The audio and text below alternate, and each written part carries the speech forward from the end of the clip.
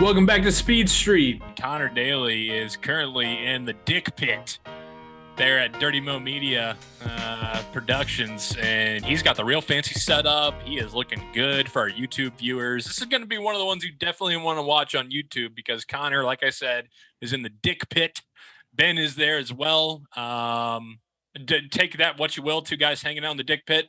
But we are back again on Speed Street. I'm just in Indianapolis. We are excited to be here. Week before Thanksgiving, we're heading into the holidays. It is snowing in Indianapolis. We have a bunch of racing talk to get into. Formula One over the weekend, and wrapping up with NASCAR. Obviously, some news in IndyCar. We have audience questions that we're going to get into. So full show, a great one. Super excited about it. I'm Joey Mulinaro, and of course, Conor Daly with me as well. How you hanging, my brother? Well, I'm staring down the barrel of a couple cameras, so this is much different from my normal setup of my 2016 MacBook Pro at the house.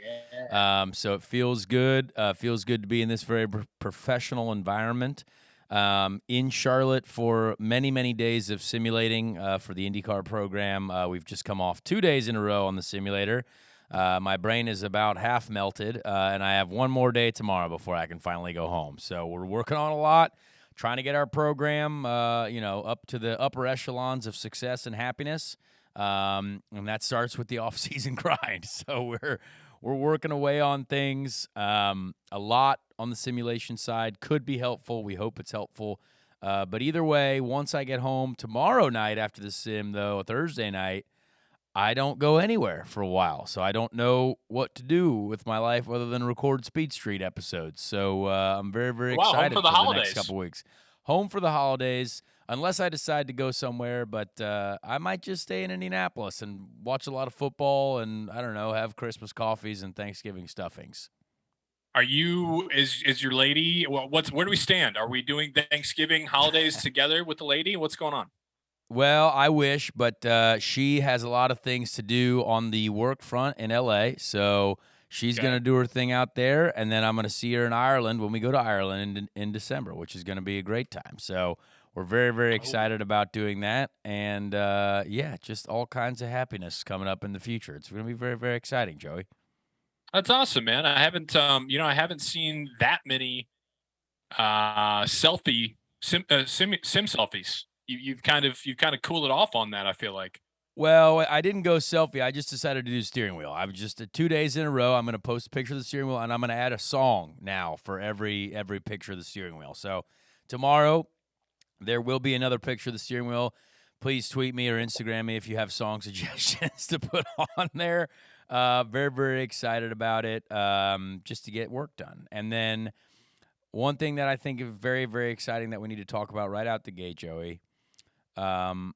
You were on a very popular television show over the weekend. I was not aware of this happening, and then when I saw you post it on the internet, I was like, "That is very cool." It's not like you were on, a streaming platform show that was, that might be viewed by 45 to 75 people. You were not on some, YouTube short. Like, this was a real television show that many, many people over many, many years have watched, myself included. You were on Family Guy. And let's be honest, that's pretty cool. I want to know how that even happened, first of all, because now, I mean, you were already the more famous host of this show. Now it's even tenfold that. So I want to hear the explanation of how this happened and what was your first reaction to any person who said, "Hey, man, do you want to be on Family Guy?" Yeah, dude, it was a very, very exciting weekend. I did, as these things happen, right? Like you kind of have to keep it on the low, keep it under wraps a little bit. Keep it out of the streets. Yeah, you don't know, what's going to end up on the cutting floor. You don't know if, you say what episode you're in or something, and then they're like, we got to cut you now. You just don't know. So I kept it under wraps. But I was in this past Sunday's episode of Family Guy, just a cameo. I voiced Owen Wilson in a scene on this episode of Family Guy. And so if you want to check it out, it's on Hulu. They replay it there. It's very brief. I'll admit it. It was 2 words, but it was awesome. And so I Two voiced more Owen words than Wilson I've got there. on Family Guy. Yeah, voiced it on there, and I got the credit, at the end. My name was in the blue font, which was super cool. Like you said, I've been watching that show since probably way earlier than I should have been, with how inappropriate it can be. But everybody would sneak some Family Guy, So really, how it came about is I have become kind of pals. I'd say social media friends for sure. With one of the executive producers for Family Guy. His name is Alec Sulkin. Nice. Very, very funny man, very hilarious. He's been working on Family Guy as a writer, an executive producer, and a voice guy for, I think, since it started. I mean, he's been one of the main guys. And so, well, to start, the episode aired on Sunday in November of 2022. I recorded my part in October of 2021. Wow. So I've been sitting on this for over a year because that's how far in advance they work. That's impressive. Right. So now, did they have to get real Owen Wilson's approval to use fake Owen Wilson? No. Well, I mean, I don't think so. But I think I think under the laws of parody and satire, here in the great US of A, you can do those kind of things and make fun of public figures. And so I think they're good there. Otherwise, I probably just wouldn't have a job at all because that's, pretty much all I do.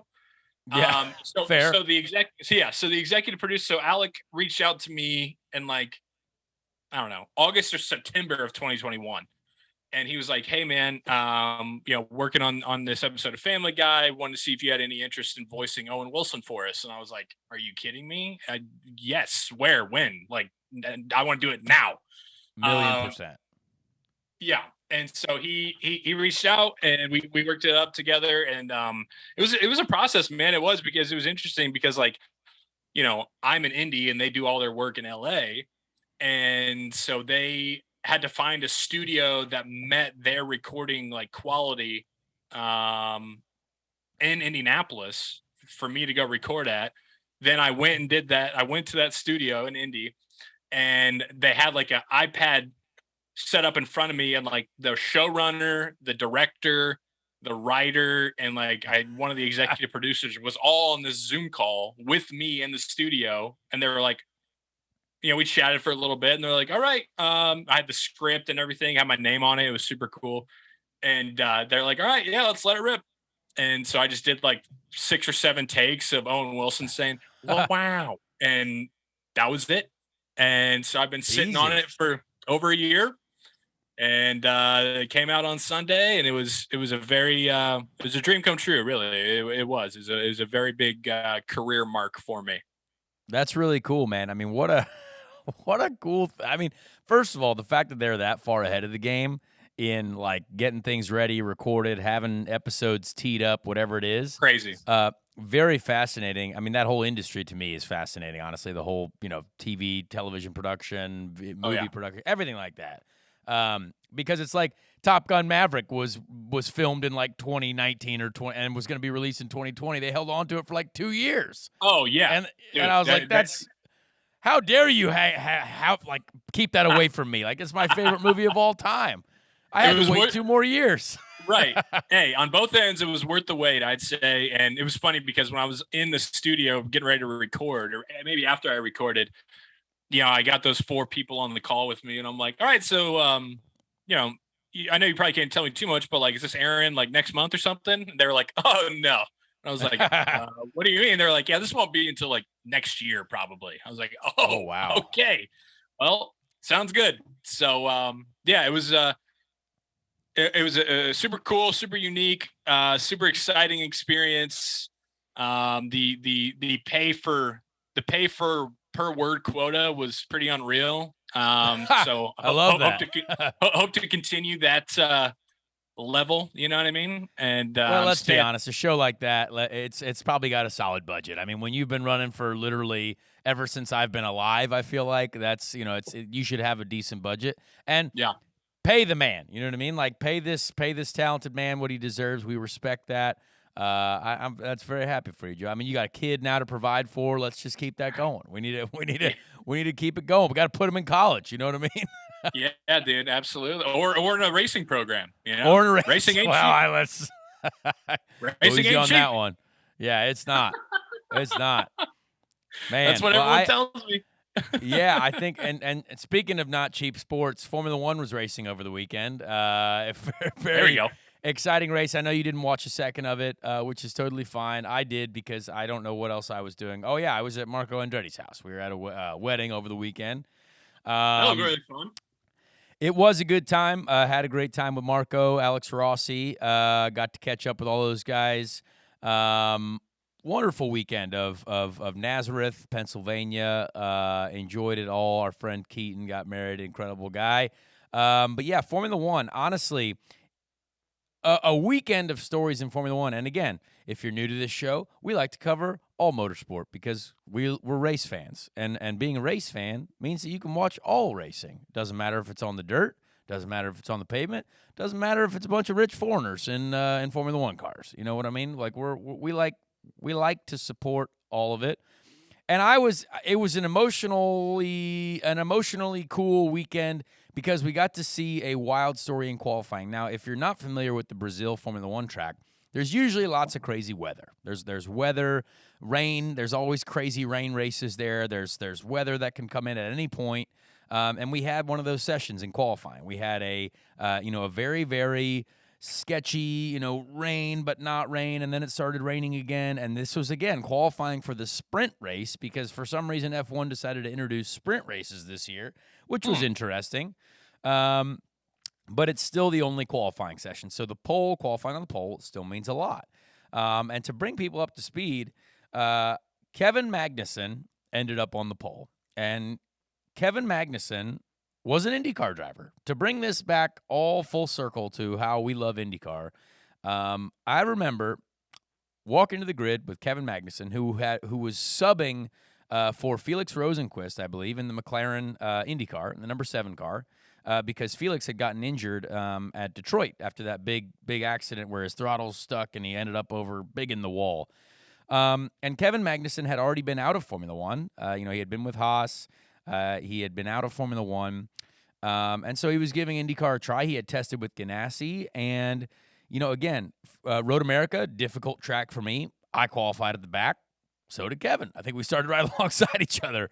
And great guy, though. Had a great chat with him. But how fascinating is that we see, a guy who recently, like literally, again, within the last 2 years, has been in an IndyCar race, is now on pole for the Formula One race. You know what I mean? And I think it's such a cool thing for IndyCar to be able to say, like, our series is for sure the most diverse series when it comes to where have our drivers gone, where have they been, and now we're all here. You know what I mean? And I think I was really happy for him because, again, he kind of, we're proud of him. You know what I mean? Like that. I think he's a good driver. Again, he struggled in his first IndyCar race. It's hard. What we're doing is really hard. And he's a pole sitter Formula One race now. Very, very emotional. When you watch racing, right, and you see that emotional story, like if you see someone who just won their first race or who got their first pole, like when I got my first pole in IndyCar, I was jumping around like crazy, screaming and yelling and shouting, and people love to see that emotion. And I love to see that because Haas, really, not a great team. You know what I mean? I don't like Gunter Steiner. We all know that, but they have not been on pole ever before. They have not had very successful results. So to see the excitement in that garage, because again, it's all the crew members that put in the hours and hours of work. And in Formula One, you really probably don't have much of a chance to win unless you're those top 3 teams. And to see that and the emotion and people, crying and happy, I like that. You know what I mean? It's like seeing, I compare it to seeing a rookie quarterback get his first win or something like that, or someone, anyone in any sport as a rookie or as someone who has struggled with things for years, who has not had the success, they get that bit of success. I mean, doesn't that that? Is that something that you see, Joey, where you're like, hey, that makes me I'm excited about that? You know what I mean? I'm an emotional guy, maybe, I don't know, but I like seeing something that pulls at my my feel good strings. You know what I mean? Like I like that. Yeah, man, everybody loves that. And I think, like you were talking about how, Magnussen's been a bunch of different places, right? He's been in IndyCar, been Formula One, right? And I think for me, definitely, we all know my stance on Formula One and whatnot. But for me, when you see someone like that come over and not just talk about IndyCar from a distance and actually throw themselves in it and then be able to speak on it, that just, tip of the cap, much respect to them for that, because now it's like, okay, you have that experience. You haven't just sat there on your throne, overseas and, put your nose down at us over here. You've been a part of it, and I have respect for you for that. So super cool to see. And anybody who does a little bit of both, dips their toe in IndyCar, can go back and be in Formula One, I think it's super great. Much respect. Yeah, and you know what I find very interesting? Life has a very wild way of working out, right? Like, one moment in your career, it could completely take you hard right one direction or hard left another. If Kevin does not get that opportunity to go back to Formula One with Haas because of the whole, Nikita Mazepin, he's a scumbag type scenario. Russia started bombing everyone, so they kicked him out of Formula One. That's not great. You know what I mean? So Yeah. Kevin gets that opportunity to get back in Formula One. He might have been an IndyCar driver full time. You know what I mean? Like, I think he had a great interest in going to Formula One. He was testing with teams. I remember him testing with Ganassi at Sebring. We were all there. And I find that fascinating because now that pole position, I mean, he might have secured himself a seat with Haas for the next 4 or 5 years. You know what I mean? Like, doing something like that, the first pole for that team, Gene Haas, I'm sure, is super pumped. Their new sponsor that they have, MoneyGram or whatever, I'm sure is super pumped. Like, hey, that's a big deal. To get a pole in Formula One is a big deal. So, he might have literally been on the verge of starting his career in IndyCar to now being in Formula One for another 4 or 5 years. So, really, really interesting session there for qualifying.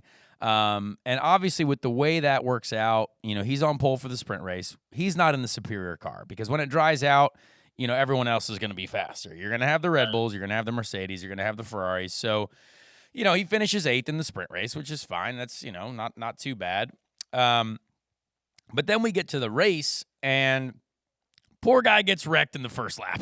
Of course. Like, man, what an emotional roller coaster. Hold on to that pole, brother. Yeah, just hold on to that little pole award, just like I hold on to mine. It's like, it's one of those things that's, you feel bad for him. But in the end, it's not his fault, right? Sometimes you get wrecked by someone. That sucks. It's happened to all of us before, but boy, you still get to go home with a trophy, and that's pretty cool. So I think he can still rest easy. Sometimes getting wrecked by someone else sucks. But after that, the race itself, very, very fascinating event because you had guys getting penalties. You had people hitting each other. Max hitting Lewis. Max literally drove directly into the side of Lewis. Did Lewis give him enough room? I don't know. If you're a member of F1 Twitter, I'm sure everyone will have pretty stout opinions on what's going on there. Team Max and Team Lewis, I'm sure. Team Max, Team Lewis. There's a lot of that. Really interesting, Team Max, Team Checo, Sergio Perez at the end. You had the potential for Max to let him by to maybe get an extra point to help him with the championship. You had the Ferrari drivers. Charles Leclerc was asking his teammate to move over. Part of this race that I did not enjoy was all of the teams requesting their drivers to move over for each other. Now, I don't like that. There's a lot more politics in Formula One. There's a lot more money in Formula One. And if you were watching a race, Joey, being the experienced race fan that you are now, we're not going with new race fan. You're an experienced race fan. And Ben, I want to get your opinion on this too, because again, we're a racing show, and this is definitely something that we would probably not see in NASCAR or IndyCar. We definitely don't see it in NASCAR because we saw teammates absolutely wreck the crap out of each other at Martinsville, the Xfinity Series. And so, and that could have been an easy team orders situation, right? Be like, hey, Ty, like, let's help our teammate here. We can have 2 cars in the final race for the championship, probably more money for the team, more money for everyone. But that didn't happen. So I think this happens a lot more in Formula One. And Joey, what do you think about in motorsport, when you've got two people competing out there racing a very selfish sport, but do you like the idea of having someone just move over to help the other guy? I don't like that, honestly. I mean, now if I was a driver, I'd want it, of course. Hey, give me that. I want all the points. But Right. as someone, as an outside, as a supporter of the sport, how does that feel for you? You can fall a few different ways here because, I kind of think of it as like, in football, like if the weather's really shitty, you got to just kind of deal with the elements, right? Even if you're a high flying offense like the Cincinnati Bengals now, even if Joe Burrow and Jamar Chase and T. Higgins and Joe Mixon are going out there and they can't just be like, well, you know what? It's really, really cold. There's a lot of wind. It's snowing. This is really going to affect our performance. We're going to move this game to tomorrow until it's a little bit drier, maybe a little bit warmer, right? Like there's the elements that I feel like you got to have to deal with, right? Like when you're racing, you got to get around people, right? You got to pass people. You got to be first, right? But then at the same time, on the other hand, when you look at it, it's like, okay, kind of going with that same analogy with football, like you give the two teams in the Super Bowl a bye week in between the championship and the Super Bowl to hopefully let them, rest up, get healthy. Yes. That way you have the whole best product, best on best going for the Super Bowl, right? So Then you look at it and it's like in racing, okay, if a guy's slow, if he's holding up the pack, if he's making it to where we don't get best on best, and move the hell out of the way a little bit and let's go racing. So I can see it both sides. I honestly, right now, as I said, I don't know how I feel because I haven't been in a situation where, one of my drivers or, you know what I mean? Like where I've had to be like, get the hell out of the way. Let's go. Yeah. So I don't know. I know that like when talking to like Pato O'Ward back in May, he's very much so like, get the hell out of the way. If you're not at the front, get the hell out of the way. It should just be a courteous thing, So what about you? Well, I mean, I think in IndyCar, when I look at my teammate, right, like I think there are several things that we understand that there are different strategies in IndyCar, more so than in Formula One. And honestly, the difference between IndyCar and Formula One is that the fact, like in Formula One, if you're on a different tire strategy, because they don't have fuel strategies, right? They just fill it up. And they race, and they're just tire strategy. So if someone's on a different tire strategy, it's very simple usually because of the DRS that they have to pass, which is again the rear wing opens up for their car on the straights, and they can gain like 15 miles an hour, something absurd, to help overtake. And so if a car is trying to go long on strategy and the teammate catches him, it's not going to be hard for that teammate to pass, right? Whereas like in our situation in IndyCar, sometimes like our tires, Firestone tires, are good enough to where, like, if we're saving fuel and, our teammate isn't, it still might be difficult for them to pass us if we're good at saving fuel and being defensive at the same time. So, I think we have that mutual respect. I think there has been several times where I hear on my radio, like, hey, that's your teammate behind you. You know what I mean? I'm like, I'm aware of that. Yeah. And I would say that I would like to consider myself a good teammate because, again, I've always been, I feel like, too nice of a guy, certainly in life and in motorsport. But I hope that at some point that like comes back and helps me out. You know what I mean? Because I think there have been a couple times where Renus has been a good teammate to me, and so has Ed. You know what I mean? So I like to repay that. Ed especially has actually been always really good. Certainly at Iowa, he's helped me out. St. Louis helped us out there. And I know at Indy, it's a little bit different at Indy. It's a different place, different style of racing. But I think you have that with your teammate. So I don't necessarily, like, let's say if they were, if there was a championship battle and for some reason I wasn't involved or was, and we're at the last race, and I'm about to win, and they like need me to like let him by to win the championship, I don't think I'm doing that. Because, like, if I'm trying to fight for my first win or even any win after spending years trying to fight for wins, I don't think I would be super thrilled with doing that. You know what I mean? Now, what are the repercussions there? I mean, like, what does that look like? And that's the thing.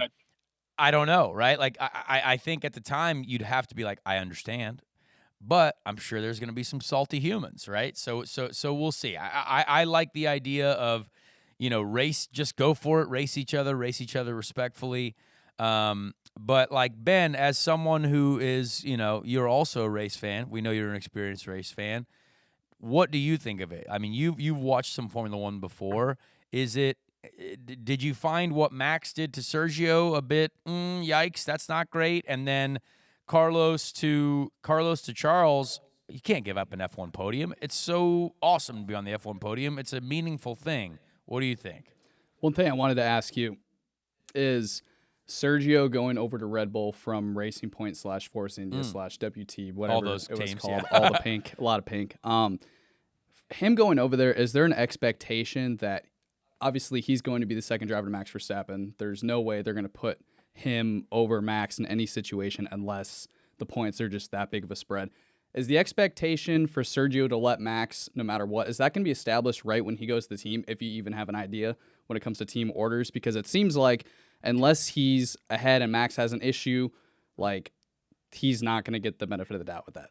It's a fascinating thing because, again, we don't have that in IndyCar, right? Like, I think there are a lot of people, and I actually had a young driver. I was talking to this young driver from F2 who was asking about IndyCar and stuff like that, and he was asking about, Indy Lights, and he's like, well, I want to be the number one driver at that team. And I was like, I'm not gonna lie, man. I don't think it's really as much like that. There's a thought in your mind here in the States. Like when I was in Indy Lights, you're like, oh, well, I hope I get the best stuff. But I was on a team with Joseph Newgarden, Esteban Guerrero, like two really good guys that were like, could also win the championship. And how does Ganassi say they have a number one driver? Well, they have Scott Dixon, so that's obviously number one. But like all those guys are like potentially able to win races. You know what I mean? So I don't think that happens as much over here. You see Penske with several all three drivers almost with the ability to win a championship. So the sad part about Formula One is Checo for sure is number two, right? Sergio Perez for sure number two driver. Max is obviously the guy, but every team has to have two drivers, right? So you have some of that support.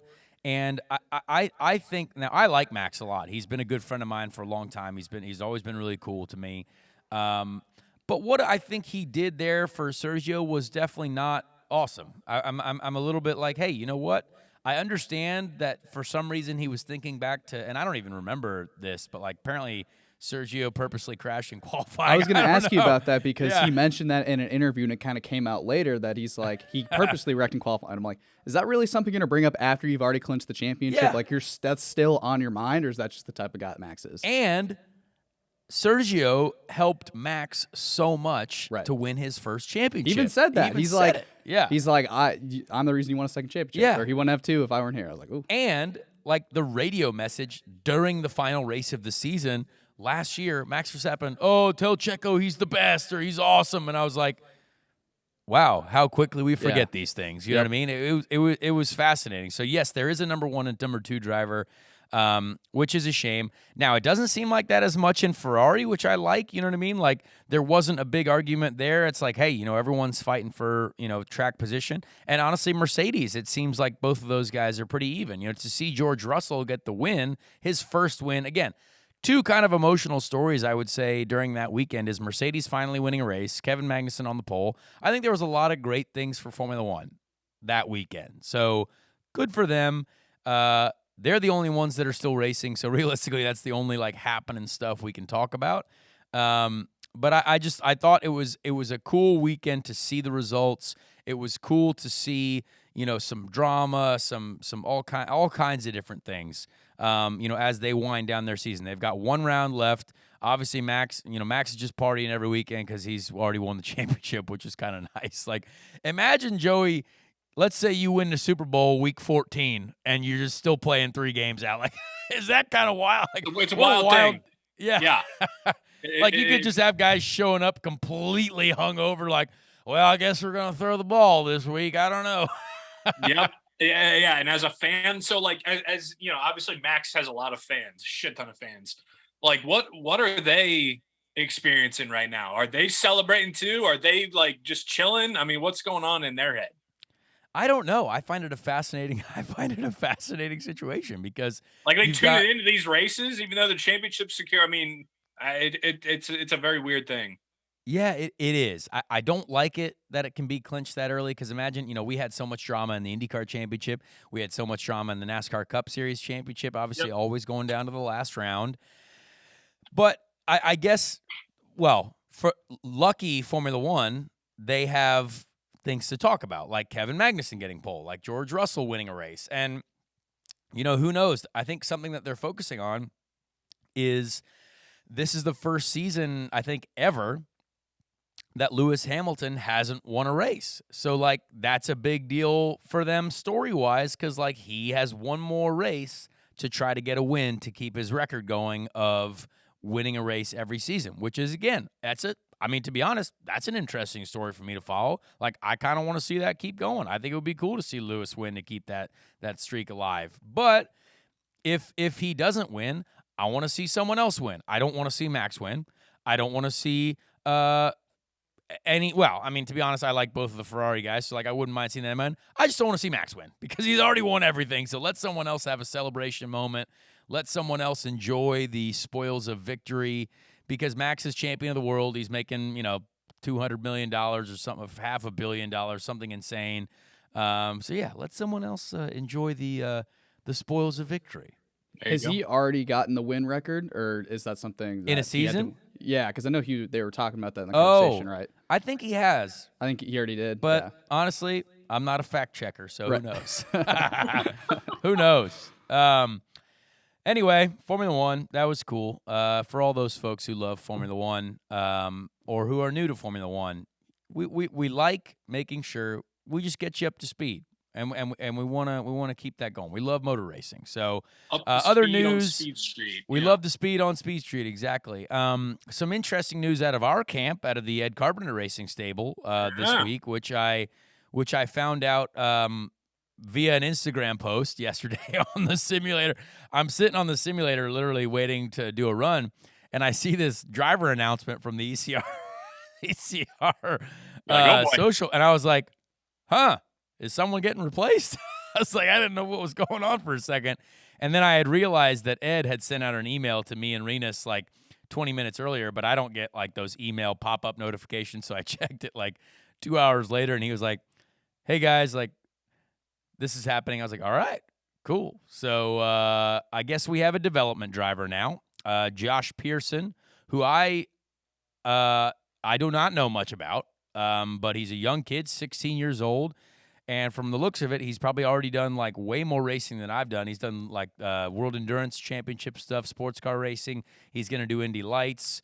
And good for him. I like this. I think IndyCar teams need more of this. I think if there's a development driver role like Formula One teams have, Formula One teams, almost all of them have a young driver program.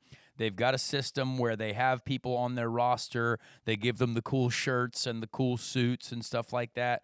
I think that as a one-time young driver many years ago, I think it's cool. So good for Josh Pearson and his family to be involved with us and our team. And he has a goal of being an IndyCar, which is awesome. I'm a very much encourager of that next generation to get to IndyCar because I've enjoyed my time in IndyCar and I hope to enjoy a lot more times.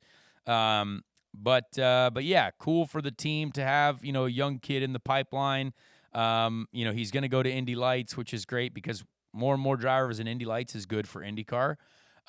So I think I met Josh at Portland last year. He was hanging around with us. I'm not going to lie, I don't remember. That's on me. But good for Josh. I'm sure we'll see him at the races.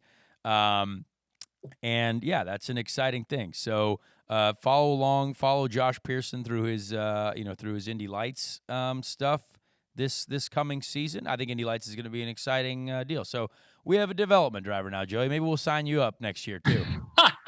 Not me. Maybe my boy. We'll sign your son. Yeah. Yeah, We'll 15 sign or your son up 16 to a years, development right? contract. Get it on a napkin. 2038, he's going to be an IndyCar. Yeah, exactly.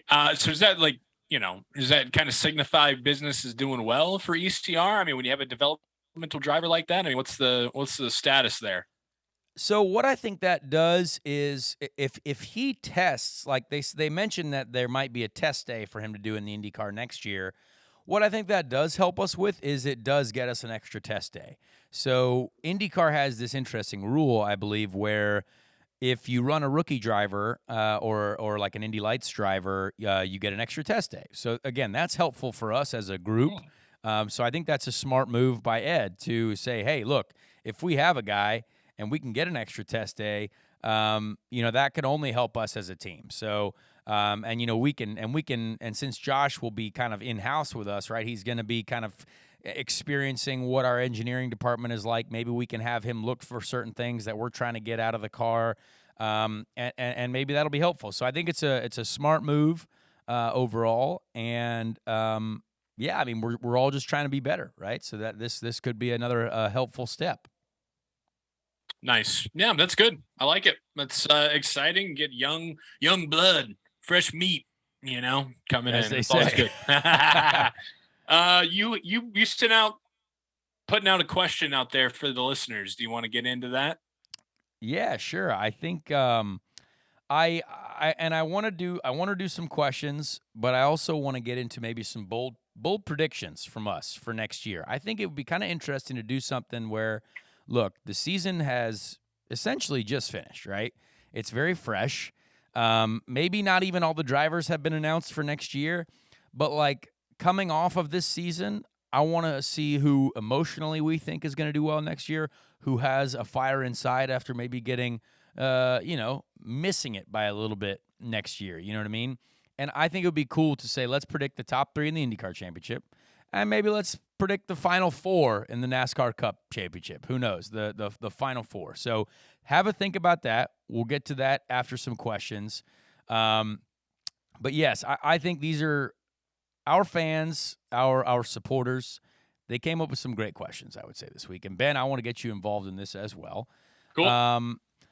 I basically asked the people of the Instagrams, give us some debatable topics, some opinionated topics that maybe from this year and as a whole, as we look back at it, that we could talk about.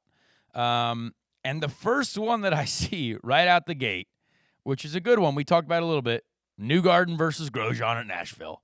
And I think, again, we covered that a little bit, but for those who might be new to the show, Joey, I mean, I know you like that stuff, and I know we know both of those guys. I mean, how do we feel about it? And also, how do we feel that will look into next year? Man, you're right. I do love it, and I want more of that Joseph Newgarden. We talked about it when it happened back in early August, I believe it was, on our episode then. But to see Joseph be that way, not only on the track, but then afterwards, when he was no holds bars, man. He told, I think, Kevin Lee how he was feeling about it, and he had some pretty straight up words for anybody who had a problem with it. And then not only that, he doubled down on Twitter afterwards before Papa Penske could get to him. I don't know, maybe he was encouraging it, but I loved it. I think when you got one of the faces, if not the face of IndyCar, and Joseph Newgarden with his chiseled chin and his blonde hair like mine, being able to have that kind of personality, both online and in interviews and on the track, I think it's fantastic, man. I'm all for it. I agree completely. Ben, your opinions on that? Anytime you get a Penske guy that gets riled up, I'm all for it, because any of those guys, when they get fired up, maybe I haven't really seen Scott fired up. I'm sure you have. Oh, yeah. I Especially absolutely after a couple love beers. Yeah. Okay, love that. I agree. We need about 10 times more of that in the world. Another question right out the gate, which I think is a great topic we've talked about before, and it's very simple. Which driver would we like to see at the Indy 500 next year? Like, which new driver do we want to see? I mean, I'll start right out the gate, which it seems like these rumors have died down a little bit about Kyle Busch and Kyle Larson, which is a shame. But either one of those guys for sure. And I think to generalize it, anyone from Formula One, anyone from NASCAR. Just bring them. Like, it doesn't matter what it is. I think it would be super exciting. Now, I don't think there's going to be anyone from Formula One, but let's just go wild and out here and be like Sebastian Vettel. He's retiring from Formula One. Bring him to the Indy 500. I love that idea. Yeah. I mean, you What covered about you, it. Joey? You can't say much better. Like, it's pretty simple. Anybody from those two series, but I think I'm going to stick with Kyle Busch.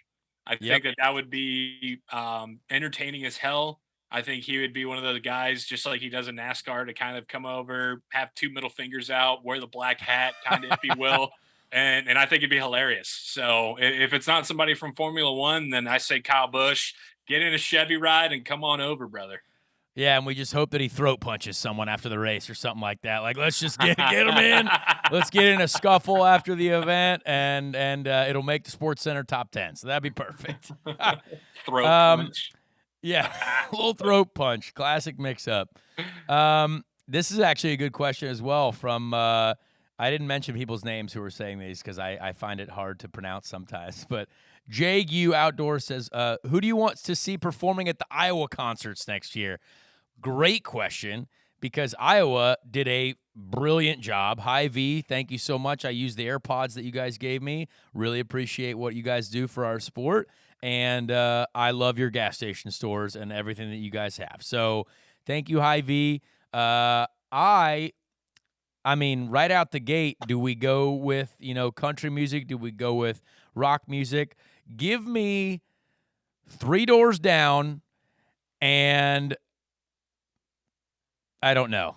But I want Three Doors Down, maybe Green Day. Maybe, let's get some punky Blink 182. Boom. There you go. I want Blink 182, nice. Three Doors Down, and Green Day. Okay, I like it. I'm sticking. Okay, so I'll hop on there with you. We can kind of have the old Venn diagrams where it's like you have Venn diagram. two over here, but then the middle, you agree, right? So Blink 182 will be in our middle of the Venn diagram. And then I'm gonna go. I'm gonna go Jack Harlow.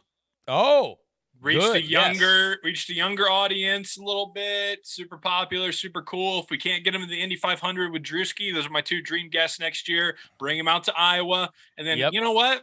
I'm going huge here. I'm going absolutely huge. Just came out with an album. It's been all over the news. Going on tour. Taylor Swift, come on down. I thought you were going to say Drake. As long as Ticketmaster doesn't do anything with the tickets. Well, we don't want them to be selling our tickets. No. Yeah, obviously. Maybe 21. Can you do something for me? 21 Savage, Drake. Right. Who knows? Maybe we get a little Drake there. That would be interesting. And Eminem. I want Eminem. I want, yes. Yeah. One I'm going to throw in there is just because he's teased it for, I think, about a year. I've seen the TikToks of it. I want Post Malone, but I want him doing his country albums. Ooh, he's working on a country album. Yeah. Blink 182, I'm cool with. I'd probably throw, because I'm a fanboy, Red Hot Chili Peppers. Oh, RHCP at the Iowa, whatever we had, the DoorDash 250 or whatever it was, the IV Deals 300. So there you go, fans. We have an incredible lineup for the Iowa weekend next year. You heard it here first. Blink 182, Eminem, Post Malone, and Taylor Swift. They will all be there. The budget will only be $400 million, so it'll be fine. I love that we sorted that out for them. Worth it. Yeah, for sure. There was a couple questions here about Cole Custer going back to the Xfinity Series. We obviously wanted to cover the Ryan Preece announcement for SHR. Tony Stewart, good friend of mine. Great human being, great driver. Hit those. I gotta grab a charger. Hey, you grab a charger. That's fine. Right. We're gonna hit these questions. This is a live interlude from Joey Mulinaro. So I really like what Stewart Haas is doing now. Again, I like Cole Custer too. So I hate to see him get not necessarily demoted, because right now the Xfinity Series is still a great racing series. You see guys like Justin Allgaier, he's made an incredible career out of the Xfinity Series, and I think there are a lot of drivers who, are happy to be in that series. So I don't think it's a demotion. I think it gives him an opportunity, certainly on that team on the Xfinity side, to win races, maybe even more consistently. And Ryan Preece, honestly, I think a lot of people think he is really good, and I think so too. He won truck races this year. And I like that Tony, apparently, like the story was that Tony wanted Ryan. Like he's a driver. Like he's a guy. We want him and Chase Briscoe to be out there both getting wins. So I like it a lot. And I think Cole will be successful in the Xfinity Series. I really do. Are you surprised they didn't put anything together for him to go to like a Rick Ware with like a satellite team, or do you think Xfinity, he's going to have the best equipment, stay in-house? Well, I mean, yeah, obviously Cole has a connection there to the Stewart Haas team. Right. And so, to keep him in-house, keep him in the Xfinity Series, I think it's a smart move. And honestly, I think he'd have way more fun doing that than potentially a satellite organization. Yeah, 100%. So that's interesting. I got a really interesting question from one of my mechanics, actually. No. He said, worst teammate you have ever had in your career. Throw him under the bus. Wow. I don't think I can do that. I've had a lot of teammates. Second worst? No, I've had a lot of teammates. I don't think there's a Just worst. say me. No, you know what's funny? So I actually this I do know the worst teammate that I had, and it was my very first ever IndyCar street race at Long Beach, 2015. At Dale Coyne Racing, I was subbing for a driver that I got, Rocky Moran Jr., I think, and he had broken his hand in practice. I got one practice session, went into qualifying, and my teammate was Francesco Draconi.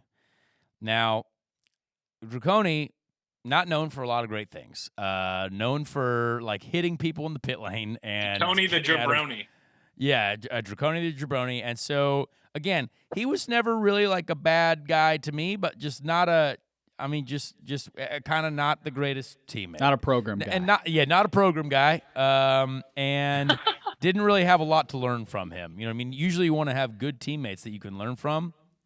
Didn't really learn a lot from this guy other than to not hit my pit crew. So that was probably it. How many teams have cars just for the Indy 500? Wait, just for Indy versus using their 500 cars at other events? That's an interesting question, Andy Brumbaugh. So the Indy 500 is a unique event for us because of how well the cars have to be prepared for every tenth of a mile an hour. Like we're talking so much so that we go to the wind tunnel to look for not 1 mile an hour. We want half a mile an hour. We want a quarter of a mile an hour speed when it comes to qualifying. Because you saw this year, obviously, cars were freaking flying, right? Uh-huh. But some cars are able to go that fast a little bit easier. I would say, like, if you pay real close attention, you could see that some of the Ganassi cars were very fast with more downforce than others that were not as fast. And now more downforce makes the cars a little bit easier to drive at that speed.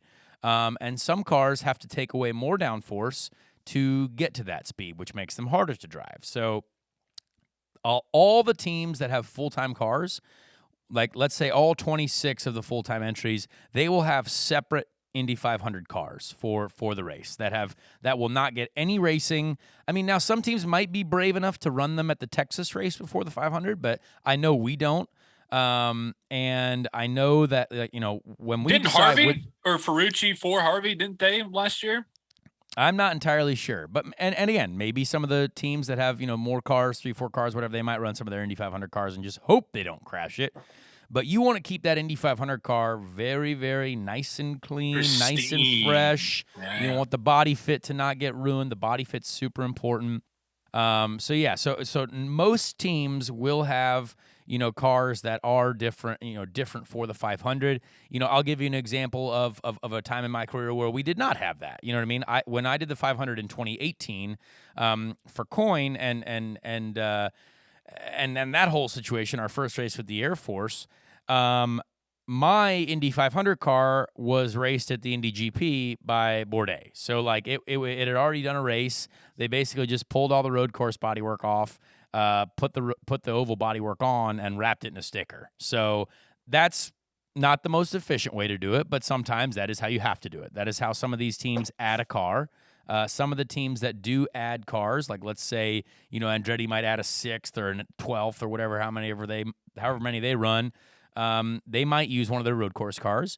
But that's kind of how usually the Indy 500 car scenario works out. So, on to another one. We got questions about Verstappen being a good teammate.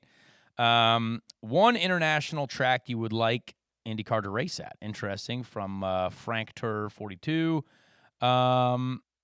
international track right out the gate. You know, it was interesting. Dale Jr. brought up an interesting idea about NASCAR going to the Brands Hatch Indy circuit in England. I think that would be a great idea, honestly. I love that. International track, we need to go to Spa. Let's go to Surfers Paradise in Australia, and we need to go to Mexico. Like, I'm not going to lie. And even Argentina. Hey, let's real quick. I know we put a lot of pressure on IndyCar and the marketing and the social media because we're fans. Let's give them credit where credit is due. A round of applause for the recognition they gave Juncos Racing for what they did in Argentina. I think that was very, very cool. We definitely owe them a round of applause for tweeting about that, for putting that on the internet, because there was like freaking 20,000 people watching one IndyCar drive around in Argentina. I mean, are you kidding me? That's Maybe more they people heard than us, man. several races. That is more people than we had at the Texas race, like by a lot. A lot. So we have to pay attention to these things. If they're willing, if they have a promoter that's going to pay our series the sanctioning fee to come down there, that's pay the teams to come down there and put on a race, I think it would be awesome. So, you know, we can easily make it happen. And a lot of people talk about, oh, is it safe to travel to other countries? Yep. Formula One does it every weekend. You know what I mean? So, like, we can. I think it would be cool to figure something out in Argentina. It seemed like there was a lot of energy down there. So credit to IndyCar for putting together some really cool stories, making sure that they put that out there. Because again, I don't think it's the move that takes us to the stratosphere, but I do think it's an exciting move for those that participate in the IndyCar series and those that watch on TV, that we could have some international races. Definitely. I agree. All right, so next one. How big of a challenge are street circuits in IndyCar with no power steering? I'm going to tell you right now, it's the hardest thing in the world. And they're the hardest cars to drive in the world, and I don't think you'd find anyone else that would argue that unless they don't know anything about racing. So that's what it is. It's crazy hard. Strong forearms. Strong everything, really. So I don't know what else we got here. Debate. Give me something. Debate. This is a debate. F1's new fans watch for drama / glamour of the sport and not the racing. How do you branch the gap between that and get the eyes past Formula One, which I assume he means to, like, how do we get those folks to watch IndyCar, or let's say maybe even NASCAR? Interesting question. And he wanted to remain anonymous, so maybe he's in the game. I don't know. Maybe he's in the sport. But I think it is interesting because we've talked about the how many more fans that F1 has now. I even talked at dinner last night about the new F1 TV deal. I think we get them attracted to more sports by just putting it in front of them. Make it easy to access. You know what I mean? Make it like, hey, Formula One race this morning. I want to see some more motorsport. What's on? Boom, right there. IndyCar, NBC, right there. Right. It's right in front of your face. It's an easy channel to find, I promise. I think that's important. It's just general knowledge. Just know that we are racing. And again, I think that's the most important thing. I mean, Joey, do you have anything to add to that on how we get those folks? Like, they watch for the glamour, they watch for how cool it is. I mean, when it comes to IndyCar, do you start with the Indy 500 and how cool that is and then just go from there? Yeah, I mean, definitely highlight that, highlight the personalities like we talk about. But I think the biggest thing, again, speaking from experience, from going from a new race fan to an experienced race fan, like we say, is having some sort of program, some sort of giveaway, some sort of influencer-led or driver-led, if you can, way, like a package almost, to be able to get these people at like the in-person experience, you know what I mean? Yes. And be able to get them the in-person experience to see how cost effective it is, how insane it is, how cool it is. Get them there to see how fast it is in person, how much driver access you get, the full weekend, right? And show them that it's like not even a third of what you would pay for a Formula One weekend like that, right? Now the question would be how to get them interested in wanting to do that. That's where I think that like an influencer led type of thing, I throw my own hat in the ring. You know what I mean? Like, hey, come with Joey to Indy 500 qualifying weekend, and I'm almost like a tour guide, and I bring people around. And here's Conor Daly. Hey, Jack Harvey, what's up? Hey, Alexander Rossi, what's happening? You racing Formula One, now you're in IndyCar. You know what I mean? Like, and there's plenty of others out there, right? But I mean, I think our conversation with Boston Scott last week. Oh yeah. You know what I mean? That's another thing that shows like he's a professional athlete in the most popular league in the world. Well, definitely in America, but one of in the world. I mean, we saw what they were doing in Germany last week. Holy hell. Like the NFL is definitely worldwide. But my point being is that he plays for one of the top teams in the top, if not one of the top sports leagues in the world. And he was fascinated by IndyCar because he was there, because he experienced it. And I think that's really, really, really important, how to bridge that gap between just getting them there, not only having it in their face, which is important when it comes to the marketing, the promotion on TV, on the internet. But again, having some sort of program, having some sort of giveaway, having some sort of athlete or influencer led thing to be able to get people on site. That'd be grassroots for me. And I think that's important. Now, you brought up an interesting point, which I find, which I wanted to get to at some point, and this is a perfect way to get into it, is the cost of going to a Formula One race, right? The cost of doing that. We've seen recently some of these ticket packages for the Las Vegas race next year. People are talking about this Las Vegas race next year as if it is almost like you're going to go see Zeus compete against Thor, like it's some wild, like you're gonna see the Greek gods competing against each other, and we're gonna sell tickets for we don't care the price. I mean, the MGM Grand, I think, they're offering a ticket package or a weekend package. Yeah, it's $1 million. $1 million. This is what it is. My buddy who is getting married next year, he didn't realize that this race, he's getting married in October. He didn't realize that this race is in November, but he sent it to us and he was like, bachelor party. And it's the win. And they're selling a $1 million package for the Grand Prix in Las Vegas. It includes a 4-night stay in a 2-story room, 24-hour butler service, a Jeroboam of Dom Perignon, complimentary spa and golf. I don't know what a Jeroboam is. It's a capital. Is that a measurement tool? Is that like bigger than a quart? I don't know. It's capitalized, so it must be important. I don't know.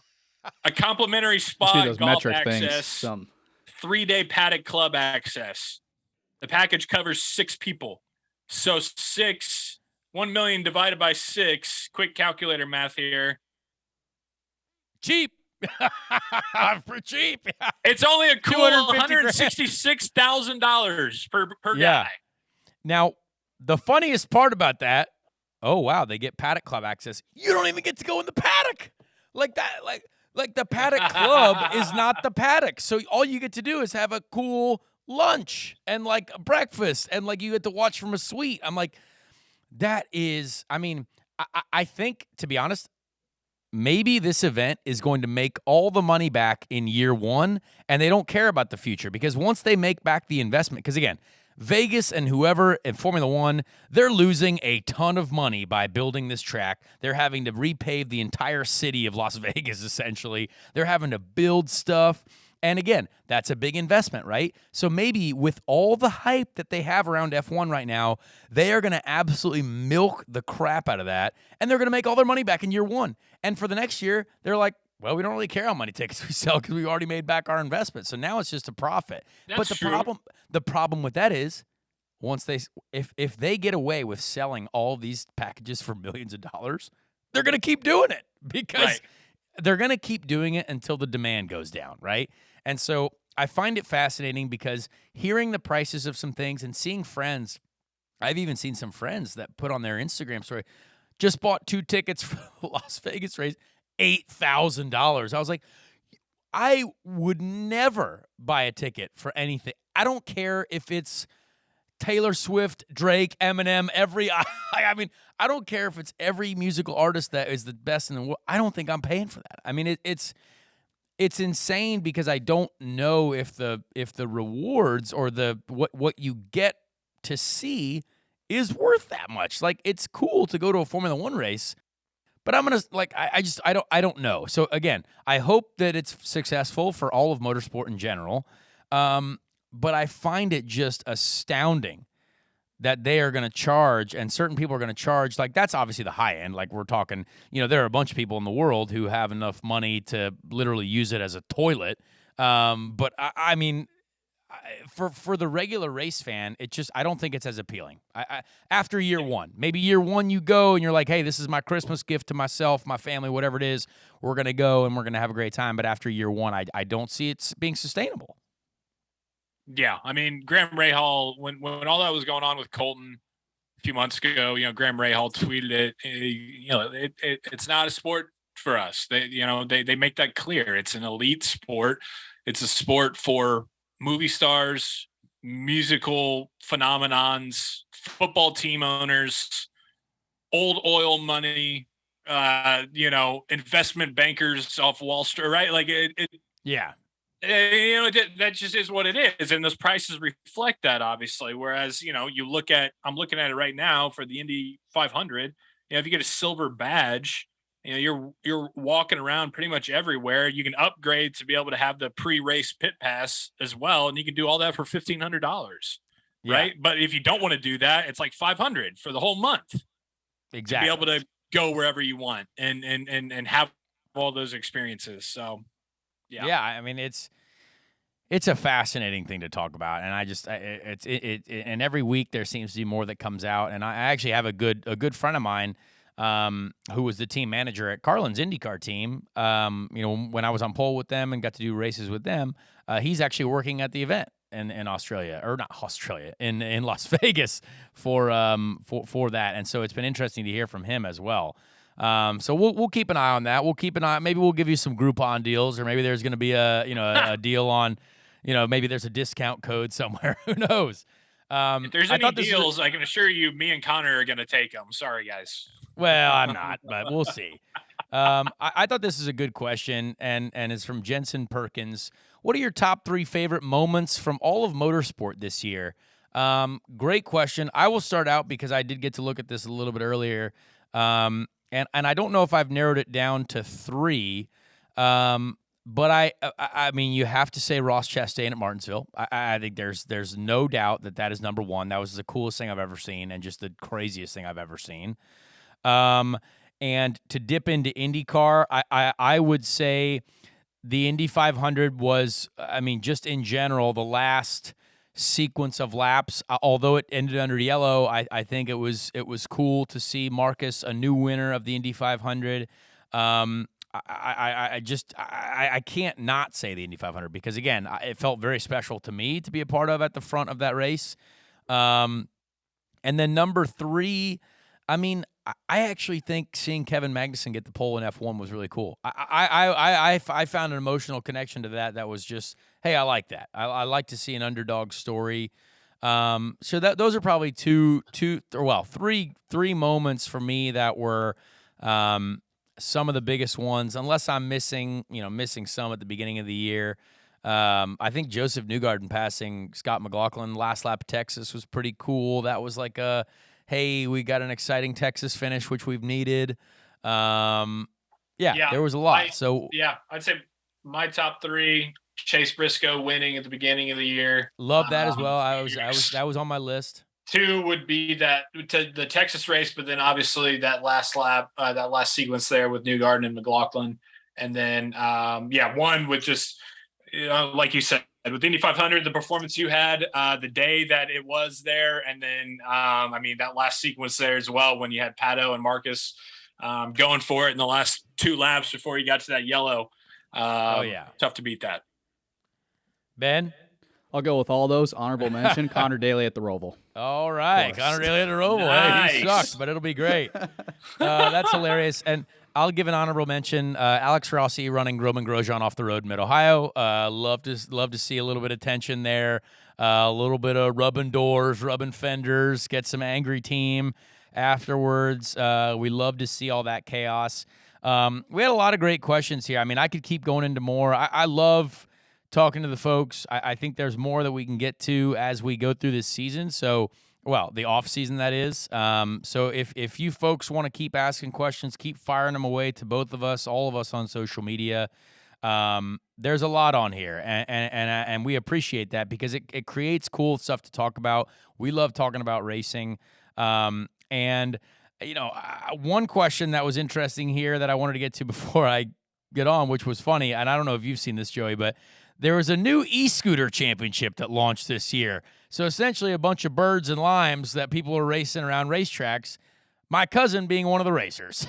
My cousin, Nikki Daly, she rode for Carlin in the e-scooter championship, and I thought it was kind of cool. I'm not going to lie. I've rode plenty of bird scooters. I've rode plenty of lime scooters in my life because I lived, downtown Indianapolis. I like a little easy transport. Joey, how do you feel about scooter racing? Yeah, man, I thought that was just downtown Indianapolis after a Colts game. I mean, I wasn't aware that after a night at the Tin Roof, yeah. Yeah, exactly. I wasn't aware that was a thing. I thought, hey, you see those people driving around downtown Indy, they're all e-scooter champs the way that they ride on those things. So good for your cousin, though, man. That's fantastic. Hell yeah. Nikki finished in the top 10 in the e-scooter world championship, apparently. So we love to see those things. What I was going to say, I hope your cousin wasn't the one that was in the clip of the bump and dump. I don't know if you saw that. The two that went together and just absolutely wiped each other out. No, she was not. This little chicane. But she did use a little scooter pit maneuver, I believe. At one point, got the lead, won a heat race, no big deal. Nikki Daly, superstar scooter racer. So I think that's fascinating. The whole thing is just, I mean, if people watch it, awesome. I love to see the internet clips on it because it does look funny seeing a bunch of people race scooters. But again, I love racing. So if we're racing something, I'm going to watch it. So MotoGP's sweating right now. MotoGP is sweating. I don't think they're sweating. But again, if you haven't seen the e-scooter championship, definitely check it out. They've got great social clips. They've got great content to see. Nikki Daly rides for Carlin. Now there are two members of the Daly family who have been a part of the Carlin team, which is really, really cool. So had to get a little bit of the e-scooter championship coverage in there because I think it was great. That was, I think we can wrap up with questions there. We've had a great episode.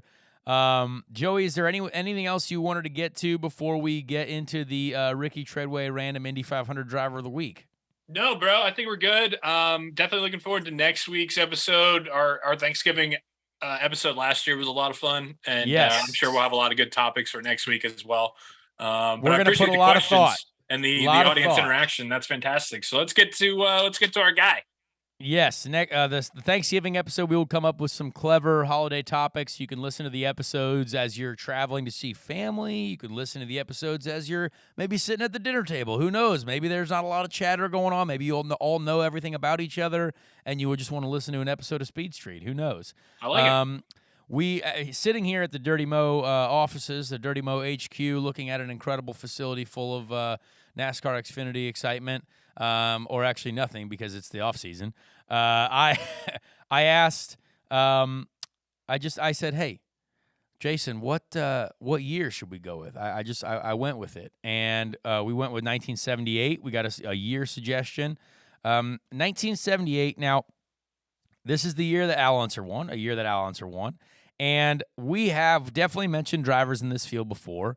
But I chose one that, again, I know this name, but it's an interesting story, and we're going to go with Spike Gelhausen. Spike Gelhausen or Gelhausen, I don't know how you pronounce it. American fella, finished 29th. And now Spike, let me go to the Wikipedia arena. Spike tried to qualify for a lot of Indy 500s. Spike was from 1976 to 1988. That's a lot of Indy 500s.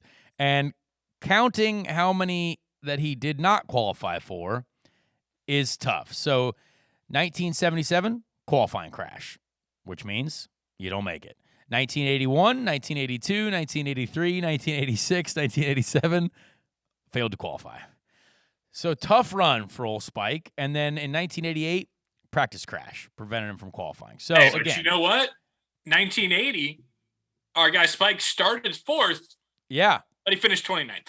that's okay though, because in 1979, started 31st, finished 10th, top 10 day for our guy. Hey, now. Top 10 day. Yeah.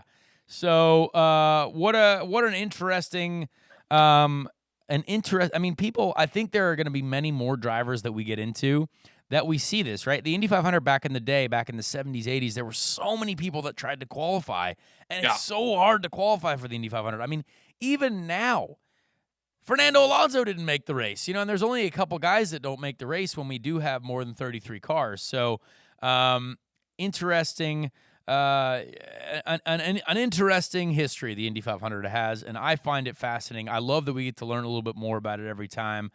He had 79 career starts, including obviously the Indy 500 in 76, and then 78 through 80 and 84. Finished in the top 10 15 times with his best finish of 4th position in the 1980 race at Ontario. I don't know if that's Ontario, California or Ontario, Canada. So who knows? But really, really cool. Hey, great to learn more. I gotta give a shout out. I mean, you love his full name is Daniel William. There you go. Gelhausen, and he went by Spike, but he's born in Jasper, Indiana. So you have an Indiana boy understanding and honoring and seeing the importance of the Indianapolis 500. And so an Indiana boy trying his damnedest, man. He's going for it 12 years. And so you love when anybody's coming to the Indy 500 to give it their go at it, but especially when it's an Indiana born, Indiana native, you got to love it, baby. I absolutely, we obviously love that.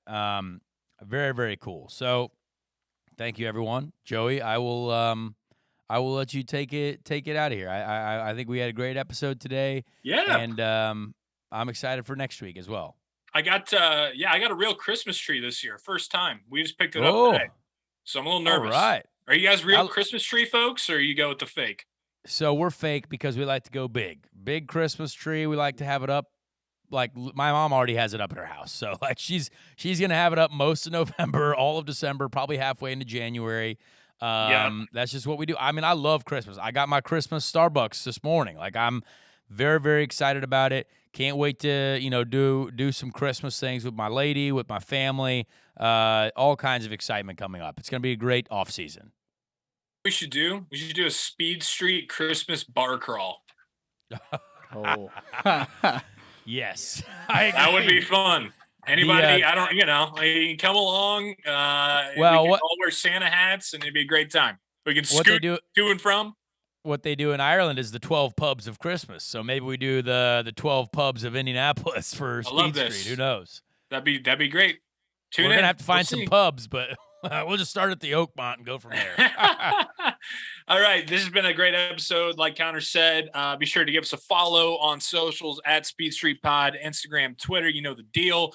We'll have the video episode up on Dirty Mo Media the day after on YouTube. And give us a rating, give us a review. We're continuing this thing. You know how it is. We appreciate you as always. And we'll talk to you next week for Thanksgiving week on Speed Street.